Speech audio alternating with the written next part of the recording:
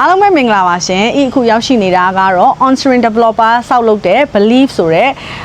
လုံးချင်းအိမ်ရာဝင်းကြီးပဲဖြစ်ပါတယ်ရှင်။ဒီအိမ်ရာဝင်းအကြောင်းမပြောခင်အခု Onsering Developer အကြောင်းလေးနည်းနည်းပြောချင်တာပေါ့နော်။ဒီအိမ်ရာဝင်းတွေမှာပဲဖြစ်ဖြစ် condominium တွေမှာပဲဖြစ်ဖြစ် Onsering ရဆိုလို့ရှိရင် level 3မျိုးရှိပါတယ်။ Onsering ရဲ့ level 3မျိုးထဲမှာဆိုလို့ရှိရင်ပထမတစ်ဆင့်အနေနဲ့ Onseringville ဖြစ်ပြီးတော့ second level အနေနဲ့ Believe ဖြစ်ပါတယ်။အမြင့်ဆုံးကကြတော့ Habitat ပေါ့နော်။ Onsering Developer နဲ့ဆောက်ခဲ့တဲ့ Habitat ဖြစ်ပါတယ်။အခုကတော့ရောက်ရှိနေတာကတော့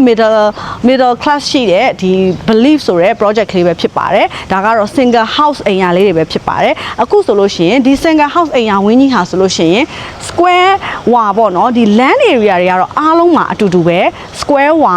50 square ဝါမှာတည်ရှိပြီးတော့အိမ်အမျိုးအစား၄မျိုးရှိပါတယ်အိမ် size ပေါ်မူတည်ပြီးတော့ဈေးလေးတွေအပြောင်းလဲတွေဖြစ်သွားမယ်ဈေးလေးတွေကဆိုလို့ရှိရင်4.5 လောက်ကနေမှ7 million လောက်ထိရှိတယ်အခုဆိုရင်ဒီနေ့ကတော့တိမ်လေးနည်းနည်းထူနေတော့တောင်တွေကိုမမြင်ရဘူးဒီနေရာက equine personally ကြိုက်တဲ့နေရာလေးဖြစ်တယ်ဒီဟာဆိုလို့ရှိရင်ကြည့်လိုက်လို့ရှိရင်ဟိုဘက်ကဆိုရင်တောက်လျှောက်တောင် view ကြီးနဲ့အိမ်ယာတွေဖြစ်တယ်ပေါ့နော်ဆိုတော့အရန်ကိုမိုက်တဲ့ project လေးဖြစ်တယ်ပြီးသွားလို့ရှိရင်သူကမဲဂျုံမှာရှိတဲ့အတွက်ကြောင့်မဲဂျုံ University နဲ့9မိနစ်ပဲကွာတယ်မြို့ထဲကိုသွားမယ်ဆိုလို့ရှိရင်တော့မိနစ်အစိတ်လောက်ပဲကွာပါတယ်တကယ်တမ်းတော့မြို့ထဲကိုမိနစ်အစိတ်ဆိုတာဘန်ကောက်နဲ့ရှင်လို့ရှိရင်တော့ချင်းမိုင်က traffic မရှိတဲ့အတွက်ဤလိုကတော့အရန်ကိုသဘောကျတဲ့နေရာလေးတစ်ခုပါပဲရှင်ဤနဲ့တူတူအခုအိမ်ယာလေးတွေကိုလိုက်ကြည့်ကြရအောင်ဒီအိမ်လေးကတော့ Plumeria 121 square meter ရှိတဲ့အိမ်လေးအိမ်ခန်း3ခန်းပါတဲ့အိမ်လေးပါရှင်လိုက်ကြည့်ကြရအောင်ရှင်ဒီအိမ်လေးကတော့အခုဆိုရင်ဒါဝင်ချင်းဧကန်းနဲ့ dining room လေးပေါ့နော်ပြီးသွားလို့ရှိရင်ဒီဘက်မှာအိတ်ခန်းလေးတစ်ခုလုပ်ပေးထားတယ်အဲ့တော့လူကြီးတွေပဲဖြစ်ဖြစ်ရှိတဲ့လူတွေကြတော့အပေါ်တက်ဆရာမလိုပဲနဲ့ဒီအိတ်ခန်းလေးတွေကနေဒီမှာအောက်မှာနေလို့ရတယ်ပေါ့နော်ဒါလူကြီးတွေပါတယ်ဆိုဧည့်သည်ဆောင်တယ်တွေပါကြာရင်ထားလို့ရတယ်သူကလည်း attach လေးပေါ့နော် toilet နဲ့ attachသူ kitchen လေးကလည်းကျယ်တယ်တကယ်ပြင်းရှိတယ်ဒါကတော့ kitchen တစ်ခုတည်းပေါ့နော်ကိုကမှwet kitchen dry kitchen ခွဲလို့ရှိရင်ခွဲခြင်းလည်းအပြင်မှာထပ်ပြီးတော့ကို extension လုပ်လို့ရတယ်မြေက50 square ဝါဖြစ်တဲ့အတွက်ကြောင့်အရန်ကိုကျယ်တော့ကိုလိုချင်သူလေးတွေလုပ်လို့ရတယ်အဲ့နဲ့တူအပေါ်လိုက်ကြည့်အောင်ရှင်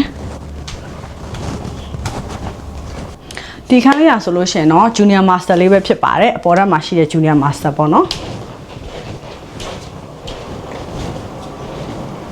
ခုခန်းလေးကတော့ master bedroom ဖြစ်ပါတယ်။သူက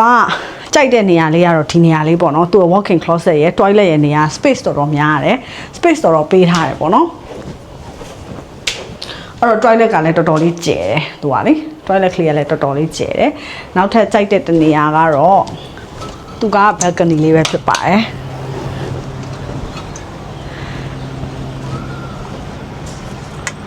ဆိုတော့ဒီ balcony လေးကအဆင်ပြေတယ်။ဤကြိုက်တဲ့နေရာလေးပေါ့နော်။ဒီချင်းမိုင်ရဲ့ရာသီဥတုကလေးနဲ့ဆိုလို့ရှိရင်ဒီ balcony လေးမှာထွက်ပြီးတော့အေးအေးဆေးနေလို့ရတယ်။မနက်ပိုင်းနေလေးပါလေးလည်းခံလို့ရတယ်။ညနေဘက်လေးဆိုလည်းအေးအေးဆေးဆေးတာယာလေးနေလို့ရတယ်။ဒီဟာကတော့ Onsering Developer ကဆောက်လုပ်တဲ့ Believe ရဲ့ project လေးပဲဖြစ်ပါတယ်။ဒီအိမ်လေးကဒုတိယအကြီးဆုံး size လေးပဲဖြစ်ပါတယ်။